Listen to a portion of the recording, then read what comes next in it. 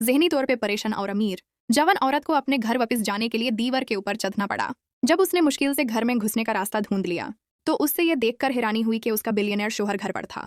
उसने पहले पहले उसका मजाक उड़ाते हुए कहा कि उसको ऐसे बेअदब होकर दरवाजा इस्तेमाल ना करके दीवार के ऊपर से आना नहीं चाहिए था, लेकिन असल में वो उसकी सुरक्षा को लेकर फिक्रमंद था। लेकिन उस औरत ने जवाब दिया, क्या ये सच में मेरा घर है? इस पर वो गुस्सा हो गया और फौरन उसके पास आया और कहा कि ये बात दोबारा कहो। उसने डरते हुए कुछ नहीं कहा।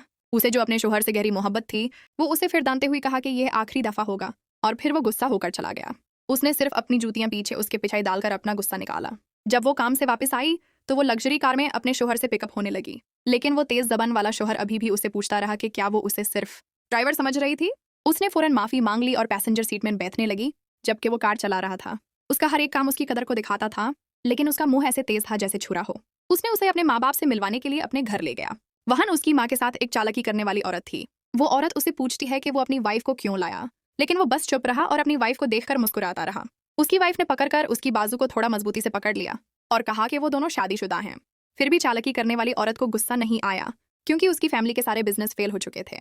उस औरत को लगता था कि वो कभी भी उसकी माँ की अप्रूवल नहीं पा सकती थी। उसने अपने एक्टिंग का दिखावा करते हुए उसकी माँ से कहा कि वो किचन में मदद करना चाहती है। तुरंत बाद में वो अपनी वाइफ को किचन में चलने की दावत दे देती है। उसकी माँ उसकी फ्लैटरी से खुश हो गई थी। वाइफ जो कुकिंग बिल्कुल नहीं कर सकती थी, वो नर्वस हो गई थी, लेकिन उसका शोहर फौरन उसके पास गया, उसका हाथ थामा और उसे तसल्ली दी कि किचन में सब कुछ ठीक होगा। चालाकी करने वाली औरत उसको डांट कर कहने लगी कि वो बस एक अगली डकलिंग थी और अपने आप को शादीशुदा समझने की कोशिश न करे। लेकिन उस चालाकी करने वाली औरत को यह नहीं मालूम था कि उसके शोहर ने उसे उसकी फैमिली के पैसों के लिए नहीं, बल्कि सिर्फ उसकी मोहब्बत के लिए शादी की थी।